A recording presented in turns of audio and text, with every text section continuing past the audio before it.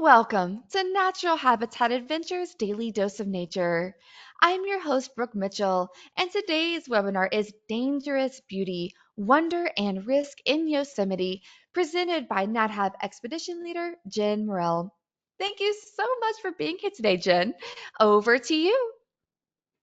Thank you, Brooke, and welcome everyone. It's great to be able to share one of the most special places in my heart in the national parks. I've guided there for many years, but spent the majority of my time working as a park ranger in Park Service at Yosemite and its backcountry and front country, and have learned to love its dangerous beauty.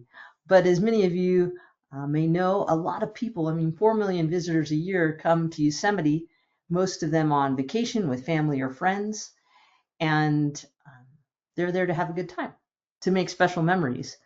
But unfortunately, many of those turn out either fatally or not as they had originally planned. And so I had put together this program in a desire to not scare people away, even though Yosemite ranks as the third deadliest national park in the United States, but to make people more aware, because you're there to have a good time. You're there to experience the beauty of this place and all it has to offer, but to go home and to be able to tell others about it. And so, without being morbid in presenting those details, hopefully just giving you a better idea so that you're more aware of the risks in any natural outdoor area and can appreciate and respect those challenges that it brings about. And this was started even back in 1995 when Lee Whittlesey, the historian at Yellowstone, wrote the first book called Death in Yellowstone. Another came to follow in 2001, Over the Edge, Death in Grand Canyon, written by Michael Gigliardi. And then in 2007, Off the Wall, Death in Yosemite. And that was published, like I said, back in 2007, and where a lot of kind of the statistics that I'll present here today are from. But what I want to do is kind of couch that in the history of the park, bringing back some of why Yosemite is, for many, believe, the not necessarily the official first national park, but the first national park idea, which without it, we may not be in the place that we are today with over 400 national park units in the nation. So let's go back and start quite a ways back. And ironically, it was in the midst of death, over 160 years ago, that this place was preserved. As cannons boomed and Worcesters fired, as the bloodiest conflict in American history played out. I imagine a man with the well-being of so many lives weighing heavy upon him, thinking back to the peaceful rolling hills of Hardin County, Kentucky, where he was born, and the miles of cultivated farmland in New Salem, Illinois, where he spent his youth. Then looking out the window across the marshy meadows of the mall to the Potomac River. Might he have reminisced of those wide open spaces and thought, is not this in part what we're fighting for? The great frontier? Glancing down at his desk, he saw yet another one of nature's wonders. Alongside of a recent bill passed by Congress was a set of Carlton Watkins mammoth plate views to give evidence to the uniqueness of the Yosemite landscape more graphically than words ever could. The bill proposed the idea to establish the Yosemite Valley and the Mariposa Grove as a pleasuring ground for all the people, a concept that up until that time was unprecedented. The principal advocate of the idea was Captain Israel Raymond. He was a California representative of the Central American Steamship Transit Company of New York. He first came to California in 1850 and was struck by the singular beauty of Yosemite Valley. He wrote a letter to Senator John Kness, urging Congress to grant to the state of California that cleft or gorge in the granite peak of the Sierra Nevada, known as the Yosemite Valley, to prevent occupation and especially to preserve the trees. It was Raymond who furnished the language that was to be the hallmark for not only the first state park, but really the birth of the whole national park idea. The Yosemite Grant Act consisted of two parts, the Yosemite Valley Grant and the Mariposa Grove Grant, making a total reservation of 38,700 acres, or more than 60 square miles, to be set aside upon express conditions that the premises shall be held for public use, resort, and recreation, inalienable for all time. Might this man have thought, when this war ends, may we have such beautiful places to recreate once again? And so he drew his quill, and on June 30th, 1864, Abraham Lincoln signed into law the Yosemite Grant. Little did he know the enormous impact this would make on future preservations and generations. 26 years would follow until this small piece was enlarged to include the watersheds of the Merced and the Tuolumne rivers, creating a grand national park, roughly the size of the state of Rhode Island. A land whose wilderness few dared to explore was soon to be traversed by millions annually. Millions like us, who have come to see its towering waterfalls, raft its rivers, climb its big walls, and hike its trails. Nearly 4 million come into contact with the dangerous beauty of Yosemite every year.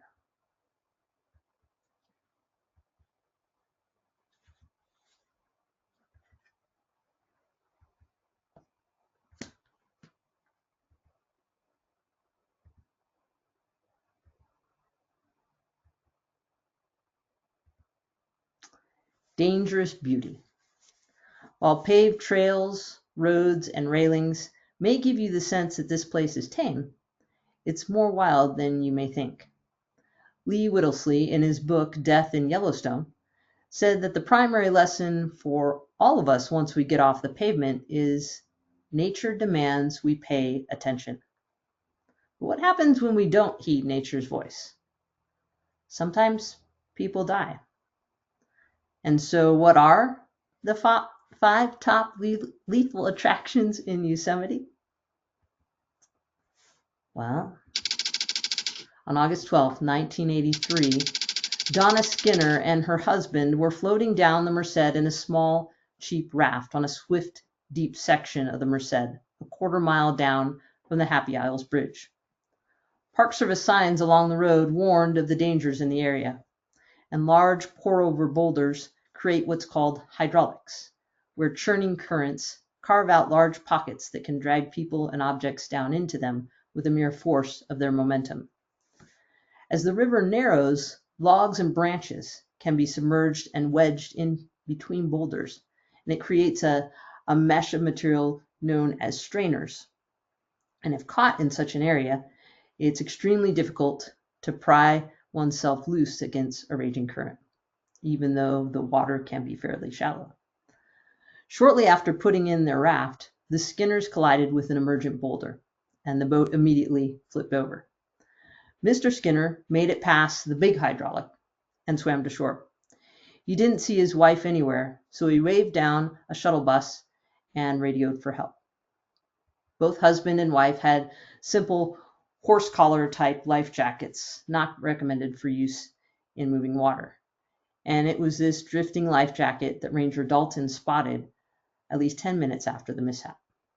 Proceeding upstream, he observed what appeared to be Donna, wrapped around a submerged log 40 feet from the riverbank.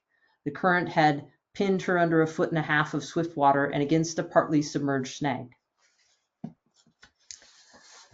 2 other rangers arrived, and knowing that some victims of cold water submersion have survived for over 45 minutes after being underwater, they still held out hope. Forming a 3-person chain upstream of Donna, Ranger Delinguas grabbed hold of her, and they began the tug of war against Mother Nature. And they were making no headway. But one more try, and through enormous effort, they finally broke her free, and the rag doll of a woman slid upward. They took her to the bank where SAR rescuers started CPR immediately. She had no pulse and she wasn't breathing. By most medical definitions, she was dead. At the clinic, Donna Skinner's heart started beating on its own. Shortly thereafter, she started to breathe, though remained unconscious. She was sent to North Modesto Memorial Hospital via the Metaflight helicopter, and she remained in a coma for almost 8 months, when on April 6, 1984, her life ended. It's not just rivers to be wary of, but waterfalls as well. On July 26, 1980, 23-year-old Gordon Van Zak hiked up the Mist Trail to the top of Vernal Fall with several of his friends. After eating lunch near Emerald Pool, Van Zak announced his intention to slide down the river's polished bedrock above the pool known as the Silver Apron. And it literally looks like it was designed as a water slide. It's very tempting.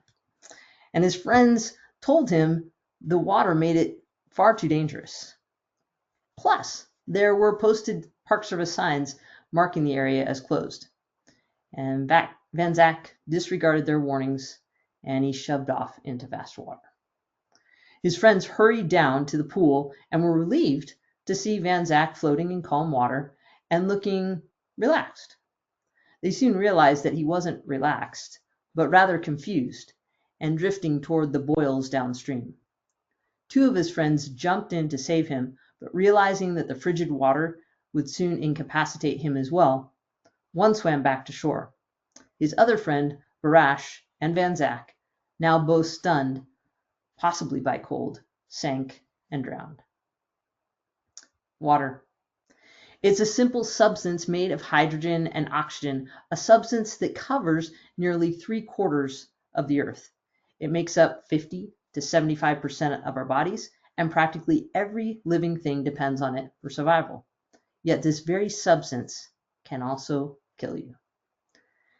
In the last 160 years, 144 people have drowned in the waters of Yosemite, many succumbing to that of one river. And that's between 1851 and 2007 that those deaths were recorded. And a river that Gabriel Moraga, a Spanish army officer, encountered with his troops after a long, dry journey through the valley. To them, the waters were life-saving. And so Moraga named it El Río de Nuestra Señora de la Merced, the river of Our Lady of Mercy, though it hasn't been merciful to everyone. 144 people drowned in those years between 1851 and 2006. But how can you prevent becoming one of these statistics?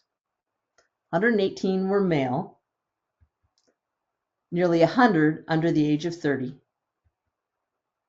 86% occurred from May through August, with a third of the incidents occurring in July. So, if you can't really designate whether you're going to be male or female, but and you can't always have control of the age that you're going to be when you visit Yosemite, but maybe the time of year. And as you can see, this July period, that's when there's high populations in the park, but it's also when it's the hottest. So a lot of people are in the water. That has to do with it too. But just being aware. And so aside from the factors that you can't control, how can you prevent from becoming one of these statistics? Well, one, first of all, is just the scene size up. Be aware of the dangers around you and some things that it might not occur to you at first. Use what I call the what if principle. So if I'm going to swim in this pool up above a waterfall, looks fairly safe, but what if there's a tow current underneath that you can't see? Or what if I step on one of these rocks and it turns out to be fairly mossy, which a lot of them are, and I slip? Will I have the time to regain my stability, or will I end up going over the side? So things like that, as well as pay attention to the signs. And a lot of people will be like, oh, there's signs everywhere. But they're usually there because of a prior incident. So there's most likely a reason for those signs, and best to heed them and not just say, well, those are for those people. And the next, suit. Wear the proper swimwear or PFDs, personal flotation devices, for the type of water that you're going to be floating in or rafting in or kayaking in. And make sure you have the right gear. But what if you do all these things and maybe you don't, and you end up in the water in a situation?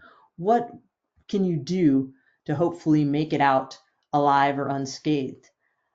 If you're in the water and you are in a dangerous position, the best way is to be on your back, which seems kind of antithesis of wanting to swim out, but you want to stay up above and not get in those strainers or get caught under those rocks and crevices. So if you're on your back with your feet downstream for swimming in the current, that's the safest way to get out of those big rapids. And then employ an upstream ferry angle, roughly about 45 degrees to that of the current, rather than going straight with the current, to ease your the speed that you're going with at. And be aware. Be aware of those dangers such as hydraulics and strainers. If you can, get out of the way or swim away from those, or if you're in a raft, steer yourself away from those. You'll be a little bit in better situation. And always remember that the wider the water, the more air that's in it, and the less buoyancy that it offers. So on hot summer days, the water is inviting, whether you're swimming or boating, playing or fishing.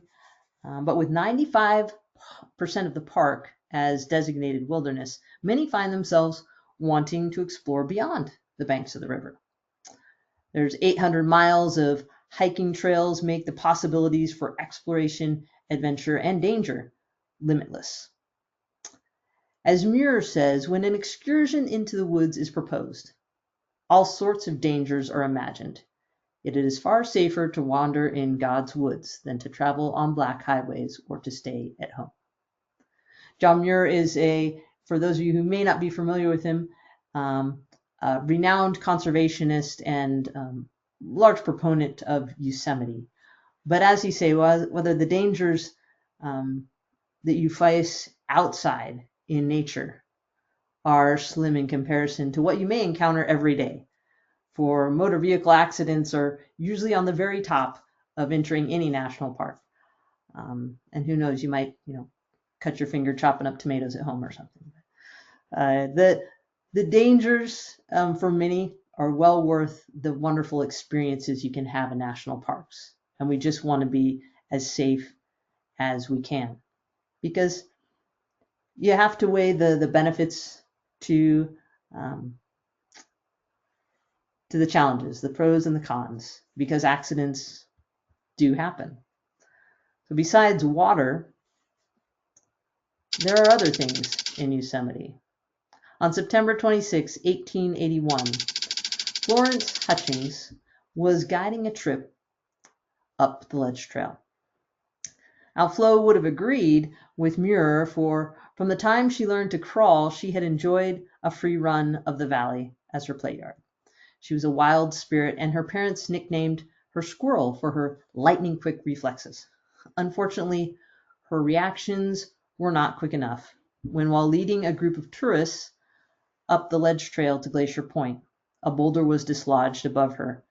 The block of granite tumbled down, striking Flo with a fatal blow.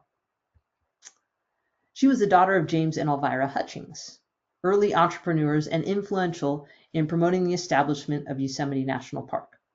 She was the first white child to be born in Yosemite on August 23, 1864. And Flo wasn't your ordinary child, especially of the girls in the 1800s. She was as ungirl-like as she could be. At 16 years old, in trousers and on horseback, sitting astride and not a demure side saddle, she shocked visitors on the incoming stage as she waved her hat with a flourish and cried, "Welcome, welcome." Most had no idea she wasn't a boy until they heard her voice. In fact, it was her chief complaint in life that she wasn't born a boy. But the ledge trail where Florence had met her untimely death was constructed in the 1870s as a quick way to get to Glacier Point. It started behind Curry Village, up the LeConte Gully, and continued 1.75 miles with an elevation gain of 3,205 feet. It's very steep. Its steep ascent and frequent rockfall made it a dangerous route. So as a result, in 1872, the 4-mile trail was built, and the ledge trail was advertised as a one-way route not to be descended. In 1924, hikers traveling up the ledge trail from Glacier Point were met with this sign: "It is 3,000 feet to the bottom and no undertaker to meet you. Take no chances. There is a difference between bravery and just plain ordinary foolishness." Yet many still refuse to adhere to these warnings, and by 1960, the trail vanished from maps and was officially abandoned. Signs reading "Trail closed" at the top and bottom were posted, yet people continued to use the route, and by 1999, the ledge trail had claimed 14 lives. Yes, 1.75 is quite a bit shorter than 4, but somewhere on the endless road to wisdom is a billboard reading, "Not all miles are created equal." Steve Frazier realized this, that when unexpected weather, not rockfall, extended a 5-day backpacking trip into a 12-day siege for his life. On November 10, 2008, it was only after a list of missed commitments and appointments, including missing his flight home on November 9th, that questions regarding Frazier's whereabouts began. His wilderness permit stated he intended to start on the 28th and exit on November 1st. And indeed, Frazier began what he had planned in perfect fall weather. By the evening of the 30th, he had reached the halfway point near Red Devil Lake, just east of Red Peak Pass at 10,000 foot elevation. He went to sleep that night unaware of what was to happen overnight. Frazier awoke to 2 feet of snow pressing against his tent. The storm continued for 3 days, completely obscuring the trail. He decided to hunker down, ration his remaining 2 days of food, and hope help was on the way. After many hungry days, Frazier began to carve his last thoughts into the side of his bear canister. Arrived here, October 30th. 4 feet of snow in 4 days. 8 last foods. Thank you, vets. He also stamped out an SOS on the snow and lined it with pine boughs. A SAR helicopter spotted this with excited Frazier waving nearby after having essentially fasted for 12 days. Now, 122 fatalities have occurred while people were hiking or scrambling, but hundreds of people every summer are carried out with much lesser than fatal conditions. So how can you be prepared just for the everyday hike or trek into the park? Let's look at the basics just from head to toe. Heat, hat, sunscreen, sunglasses, all the basics to keep yourself covered, at least from the ambient temperatures and the direct sunlight. But also hydrate. I can't emphasize drinking enough, because if you start to drink when you're thirsty, you're already behind the game. So drinking enough the night before so that your tank is full, and then continuing to drink as you exercise, especially in those middle months, like they said, between May and August when it's really hot outside. At least 1 quart, and doing a 50-50 diluted solution helps with electrolytes or salty foods. Taking a filter in case you can't carry as much water as you need for the day in a long hike. You can filter some of the water, that fresh water from the streams and waterfalls. But don't overhydrate. There is such a thing as hyponatremia, in which you can drink too much water, but you're going really overboard, like gallons of water. So it's not likely to happen, but be aware that it can if you're an overachiever. Don't drink too much water. But one of the most important things in hiking are your feet. Take good care of your feet. And don't be one who is going to go out, you're going to get the best shoes from REI, you're going to put those puppies on, and you're going to break them in the park. Don't do that. Break them in prior to coming into your hiking, as many of you probably know, because you want to know how your feet react to those shoes. So use boots, not flip-flops or heels, which I know that sounds funny, but I have seen both of those on serious trails like the one you just saw, the Mist Trail. So have some good boots, or if you're used to hiking, sandals, but boots are the best to protect your toes from a lot of those rocky passes you don't want to bang them against. And make sure that you take care of any hot spots that might occur. Because if you do all these things, but you do have some of the signs and symptoms of maybe heat exhaustion, you have an elevated heart rate, or your respiratory rate, you're almost panting and you get kind of pale and cool and clammy, or you're getting kind of dizzy or nausea, rest in a cool, shady spot right away and start drinking some and rehydrate. Drink water, diluted sports drinks. And then if your feet, say you get a little rubbing and it's a little irritated, don't be like, well, I don't want to stop now. I don't want to take the time, because when you do, then it'll be too late. So the minute you feel something rubbing against, or you got a hot spot, a hot spot is an irritation on your feet, definitely take your shoes and socks off, and you want to reduce the friction between there. That's what's causing it before it turns into a blister. And so treat those immediately, because if you do get a blister, then game's over. You're not going to have as much fun out there hiking.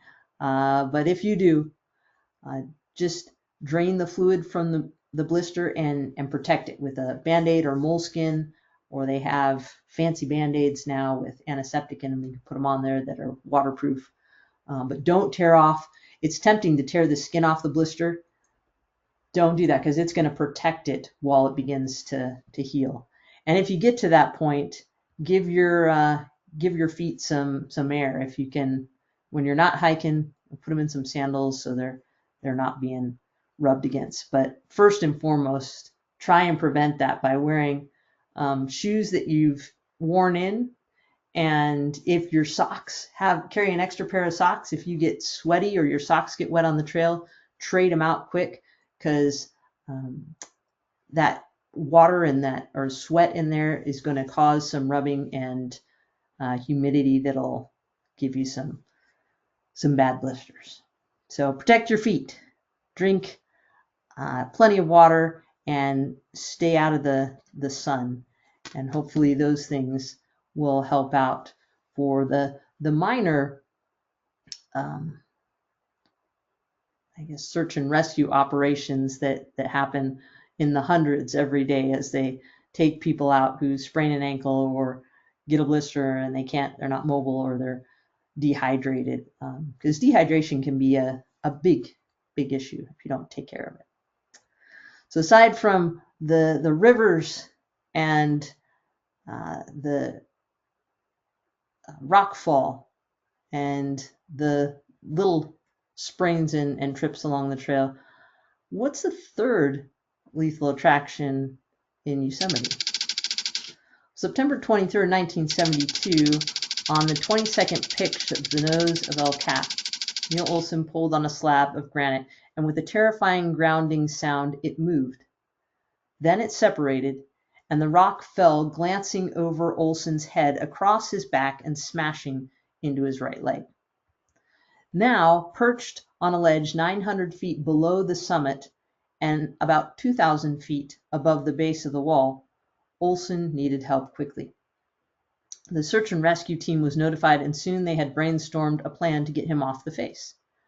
The plan was to lower him down.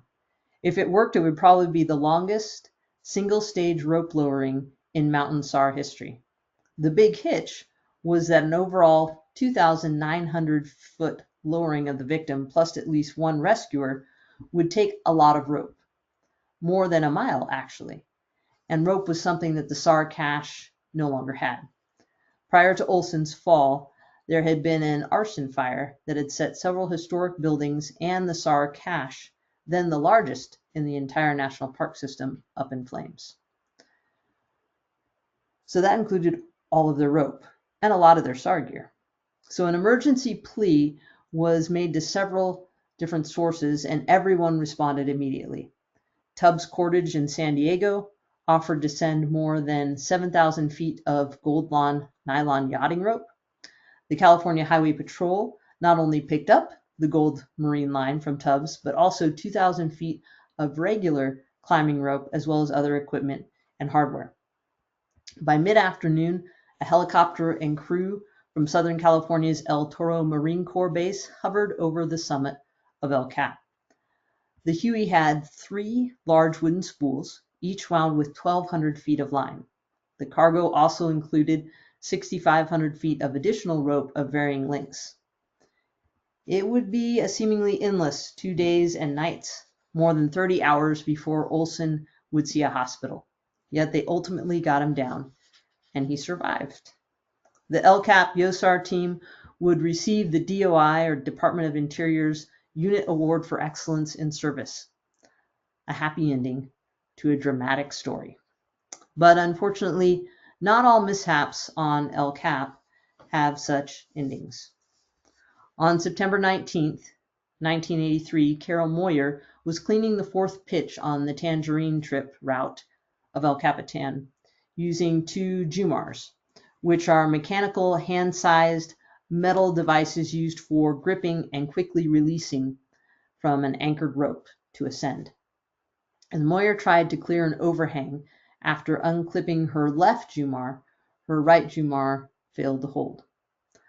Unroped and with no backup, she fell 300 feet. Fatal accounts on El Capitan may be due to rockfall, gear failure, carelessness, or sometimes the unpredictability of the weather.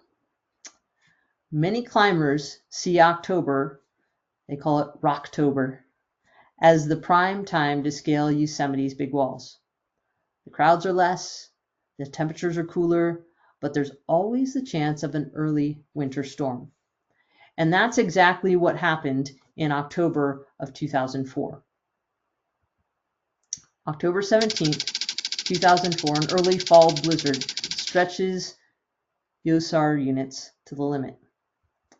4 days of freezing 50-mile-per-hour winds. Swirling snow whiteout conditions. 7 climbers were stranded on the mile-wide face. And Ryoichi Yamamoto and Mariko Ryugo froze 3 pitches below the top of El Capitan. Water, in its varied states, from rivers to rain to waterfalls to ice, is a grand part of Yosemite, whether climbing in it or hiking near it. As John Muir states, the Vernal, about a mile below the Nevada, is 400 feet high, actually 317. A staid, orderly, graceful, easygoing fall, proper and exact in every movement and gesture, with scarce a hint of the passionate enthusiasm of the Yosemite, or of the impetus Nevada. Nevertheless, it is a favorite with most visitors, doubtless because it is more accessible than any other, more closely approached, and better seen and heard. Waterfalls. They're beautiful, but Vernal and Nevada, they are becoming our 4th and 5th fatal attraction in Yosemite. Flows over Vernal and Nevada Falls can vary tremendously, from a record low of only 4 cubic feet per second in late dry summers to several thousand cubic feet per second during major floods. And in the next set of accounts, take note as to the dates and see if you notice any trends in the circumstances.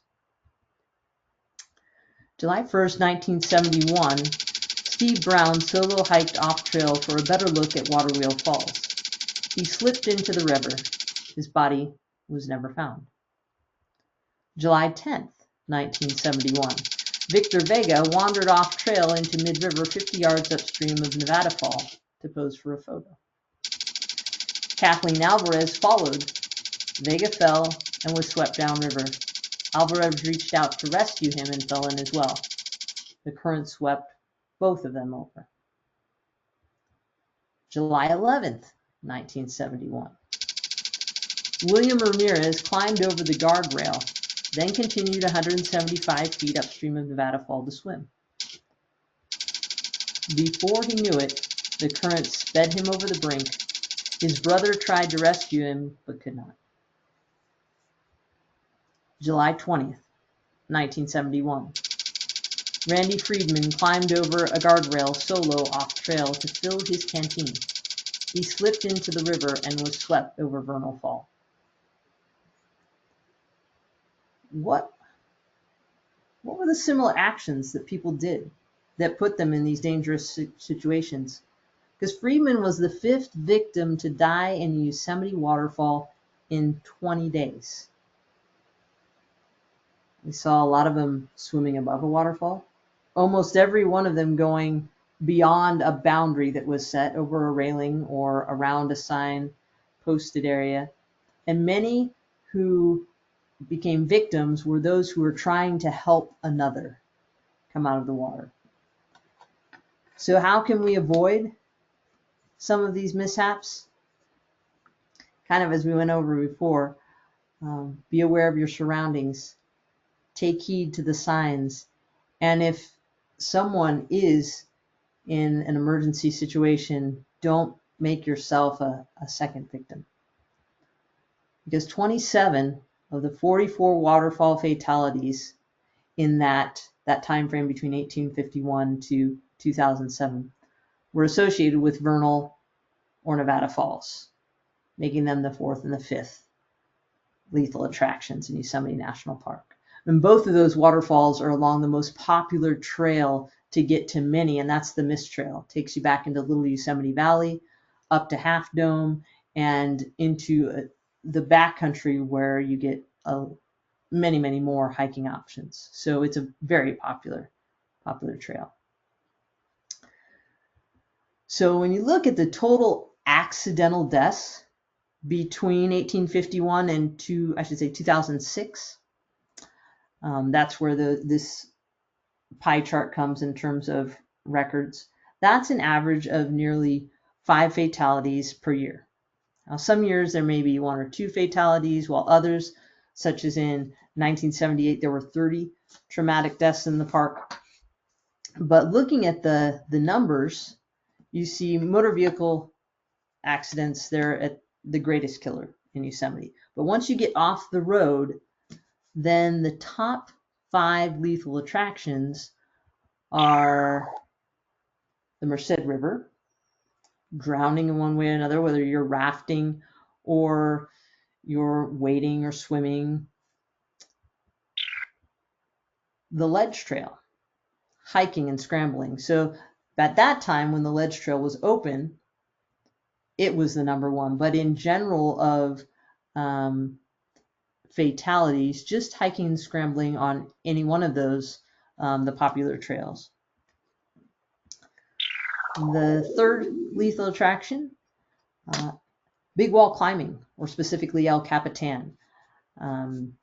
Those other areas of big wall climbing include Half Dome and Cathedral Peaks, and there's numerous areas within the park since the majority of rock in the park is granite, which is perfect for scrambling, but most particularly for big wall climbing because of its consistency. It's very solid, doesn't break off as much, except for big slabs, but not like sandstone that's going to cut your hands up, or some breccia that'll cut them up. So Yosemite is very much known for its big wall climbing. And the fourth and the fifth ones, in general, waterfalls, but specifically Vernal and Nevada, just because of the number of people that go up on that trail along the Mist Trail. So how does that compare to now current day from 2007 up to 2023? There were 163 deaths. It's kind of hard to compare those two time frames because the way in which they recorded those deaths has changed. It hasn't been consistent.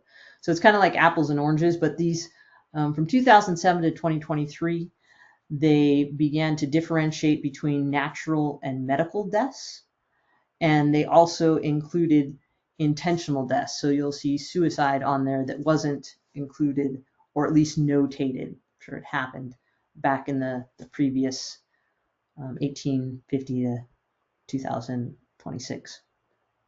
But relatively comparably speaking, there's about twice as many deaths per year now than there were back then. Whereas there's about 5 deaths a year on average if you span it out, versus currently there's a little over, they say 8.7 deaths per year in the park in the recent years, 16 years. So what's the conclusion? Well, Yosemite is a place of dangerous beauty. It demands our attention. But if explored with caution and treated with respect, your journey through this bit of the Wild West will be one you'll never forget. So think twice, act once, be safe, and until the sun rises yet again on the horizon, may your days be active and your nights restful. Thank you very much. Well, Jen, thank you. That was so just, I'm blown away by those stories. You really had me all sucked in. I'm sure that everybody feels the same. Awesome. If anybody has any questions in the questions field, go ahead and plop those in there. We have some time for some Q&A with Jen. And as you remember from the introduction, she was a park ranger. So a few people know the area better than her. All right, so let's see what we have here. I think this is a pretty logical question to start. So if Yosemite is the third most deadly park, what is number one and two? Everyone always wants to know when you put it Yeah. in comparison, right? So what's 1 and 2? Well, if you places that you don't really want to go if you want to survive, Grand Canyon and Lake Mead National Recreation Area. Oh, really? Could you elaborate more on why those two? Just out of curiosity. I haven't looked at the statistics, but my guess would be because Lake Mead is primarily water related sports. So again, water's coming into play largely there. And in Grand Canyon, it's the cliffs and the heat. So people not really gauging in terms of their hiking, going down and up in the canyon when the temperatures get really hot as you go further down. And like in Yosemite, they're trying to get the best picture. May not be above a waterfall, but it's on the edge of the canyon, and those rocks can break off at any time. Yeah, that leads to this next question here. How many deaths are attributed to taking selfies, do you think? They haven't, I guess, designated as such, but I would say a fair number in Yosemite are trying to get the best picture, and whether that be going over a railing and slipping and falling into the water, so they may have it as in water related deaths, or getting too close to an edge to take a photo. But overall, they haven't really designated this person died specifically because they were trying to get the best picture. They're more in terms of water related trips and falls, climbing, that type of thing. Mm. Yeah, the barriers are there for a reason. Yeah, someone just even put in that they were on a Grand Canyon trip with that happened, saw people going over barriers and stuff. It's just so nerve-wracking. It's not worth it. It's, and especially now Um, that social media is so huge, and you want to mhm, capture that for any number of reasons, whether you're doing a video or maybe a family photo or something like that. But it's it, in the long run, it's not worth it. Uh, mm-mm. Could not agree more. Even if there's that little of that, yeah, the angle's fine wherever right. it is. Your safety's better. Yes. Awesome. Okay. So this next question, do you by chance know, in Yosemite specifically, how often is it that people might get hit by falling rocks at the bottom of El Capitan or anything like that? Is that a common one?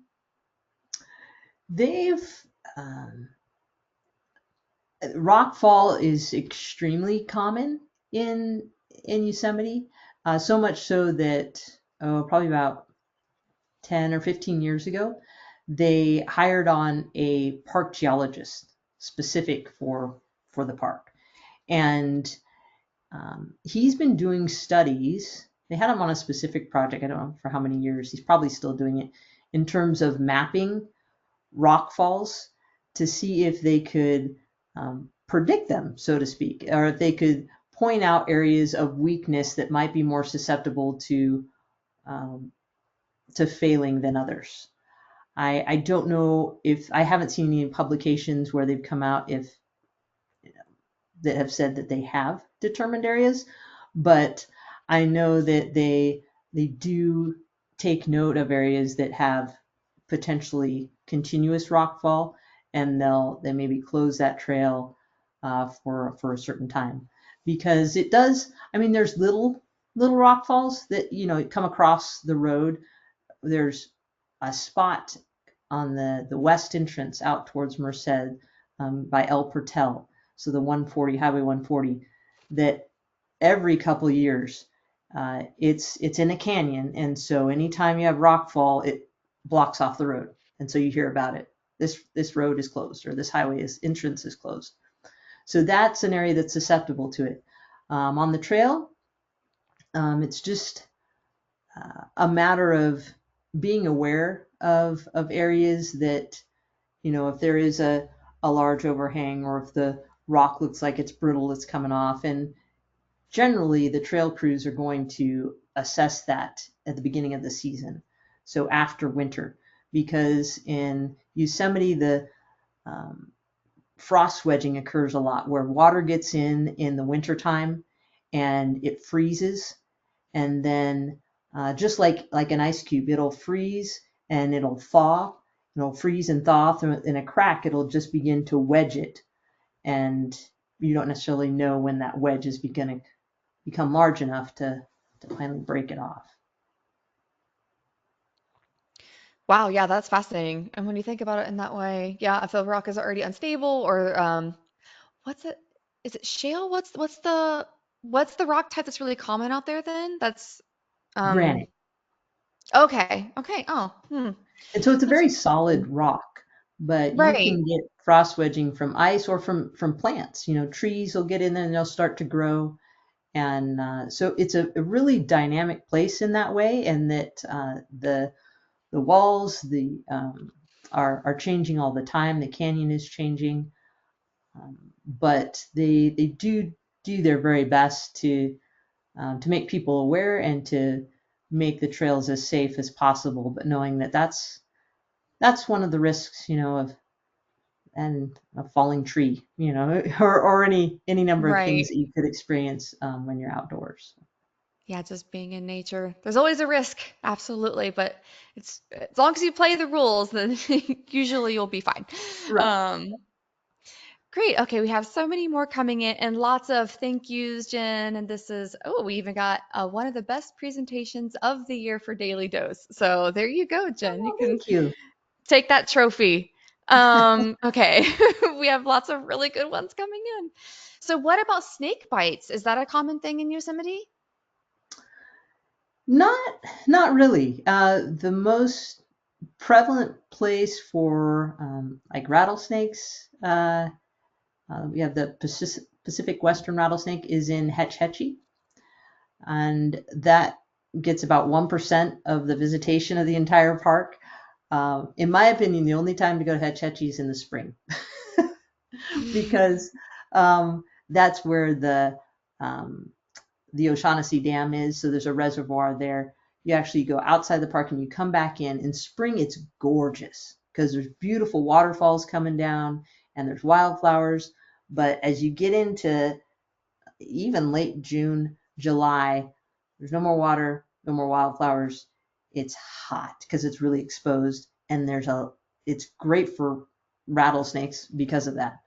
Um, and so you just be wary on that trail, but there's not a lot of visitation down there. In the canyon, in Tuolumne Canyon, there's a lot of rattlesnakes there, but that's mostly accessed by backcountry hikers. And so I've run into some on the trail, but really it's just being aware of, if you sit down on a log for lunch, make sure, look around in the grass, under rocks and such, because they're not going to come out and try and get you. They're usually they're not aggressive in that way. But if you stick your hand down somewhere where they happen to be, they could bite you. So, and we have in Yosemite one of the best search and rescue teams in the National Park Service, if not in the nation. And in terms of response, so if somebody does get bit by a rattlesnake, if they get anti-venom within a reasonable amount of time, they're likely going to survive. They may have some numbness or something depending on where they got bit, but it's more of an immediate response. So that's not something I would put high on the list, but it is definitely something to be aware of if you're hiking out there in say in Yosemite Valley or Hetch Hetchy. Once you get up to Glacier Point and Tuolumne Meadows, like on the Tioga Pass Road, you're up at an elevation where you're not going to see a lot of snakes. Great. And speaking of search and rescue, we do have some additional questions on how exactly does that work? How does one call search and rescue if they need it, and if they are in one of those situations, whether or not they were doing anything that they shouldn't have been just by circumstance, they need search and rescue. How does that work? And then we're having a lot of questions about who pays for that and how much does it cost? All good questions. The When you're in the park, depending on where you are, reception is variable in terms of your phone, and it also depends on your provider. So AT&T doesn't maybe work as well as Verizon or one or the other because they have different towers in different parks. And so if you're on the trail and something happens, your phone may not be your first, or may not be an option. Um, that's why if you're doing backcountry hiking and you have an inReach device or a device that uses satellite communication, that's a good thing. Most people that are hiking in the front country usually don't have one of those devices, which is fine because Yosemite is a popular park, and most of the front country trails you're going to run into somebody or somebody's going to be there. Having an inReach device where you can get emergency contact immediately is good, because then you don't have to rely on somebody else who's most likely going to run down and until they get reception or to get a ranger. And so if you were to dial 911 or you had reception or you have a satellite, it is going to notify the local authorities. The local authorities being park rangers in the valley or in the immediate area. So they're going to be your first response. So inside a park, they have law enforcement, which has jurisdiction in terms of traffic and arrests and such. And Yosemite is one of those parks, along with Yellowstone. Some of the larger parks, they actually have their own uh, judge, their own jail. their own medical facility, and they have a helicopter. So they land right down by the Ahwahnee Hotel in the Ahwahnee Meadow. So if you were to call for help, those are the people who are going to be the quickest to you. It's not like an ambulance is going to come from Merced. I mean, that eventually might be what's going to happen, but you have immediate response there in the valley for medical assistance. And then from there, if you needed, say, your rock climbing, or you needed like we saw one actually a couple weeks ago when we were there, is what they call a short haul. Helicopter goes out with a line down with an emergency, like an EMT on that short haul. And if they need to haul someone out, it's generally going to be a short haul, meaning you're hanging from a rope rather than taking the time to take you into the helicopter, because it's a very short distance. They're taking you from a high point or wherever you had the incident down to the medical center. And the medical center essentially stabilizes you, and then you're taken to the closest emergency hospital, whether that's Merced or somewhere larger facility, depending on your need. And that cost is going to come at the expense of the individual who is receiving the care, whether you have travel insurance or your insurance plan, but it's costly. I don't know the current cost of, say, like a helicopter ride, but it's significant.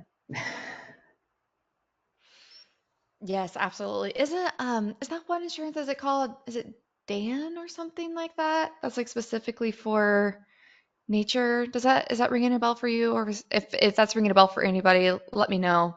But I think I've What looked into this one time. Dan, I think it's an acronym. oh, Um, yeah, I've done a lot of adventures, so I've had to look yes. into various protections just in case, because for So this exact reason, you just don't know. that's a Um, plan that you can get Dan before you go Insurance. in. I don't want Okay. to. Yeah, Dan is Divers Alert Network. Yes, and I think it's like $50 a year. And I Oh, think it, okay. yeah, I think it helps in backcountry or like rescues. And yeah, everyone look into that just to see if that's still the case. But I remember one of our colleagues at NatHab, she gets a thing every single year from them, and so I remember that, and that always stuck with me because I didn't Okay. even know that was a thing that you should like get special insurances when you are outside of your home range within like 50 miles or something like that. I don't know. Right. Um, yeah, or special travel insurance. So for these special crazy things, because they do happen, just like you said, even if you're so prepared, they could happen. Yeah. Yes. Yeah. Um, well, we do have so many additional questions, but we are within the last 40 seconds of the webinar, Jen. This has been so entertaining. So I would love to turn it to you for any last closing comments. Sure. Well, I want to thank Brooke for the introduction and for just handling the logistics of the webinars. And it's a pleasure to be able to. It's always weird as a ranger or an interpreter or a guide to look and to talk into a screen and not see your audience or the reactions of folks. But I hope you all have enjoyed the presentation and gotten something out of it, and not to make you apprehensive at all about traveling in the national parks, but just to give you some more resources, and to have you be aware, and to hopefully translate to others, and in a positive way, have more people experience the parks, so they come out of them with good memories and good experiences. And I want to thank the authors of these books. Like, if you want to know more about some of those are just the top 5, but there are some very strange and interesting ways people have died in the parks, whether it be Yosemite or Yellowstone or Grand Canyon.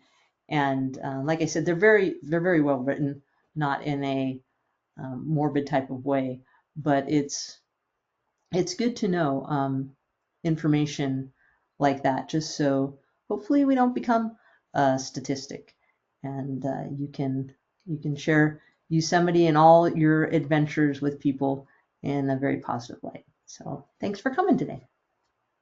Yes, thank you, Jen, and getting lots of comments. Also, thanking you from the audience, and I would like to thank everybody who tuned in. Join us tomorrow for our next daily dose of nature. You can check out this week's lineup, including registration links, on our website at nathab.com/webinars. We did record today's presentation, and we will have the replay available on our website soon. With that, I will conclude the webinar. Goodbye, everybody.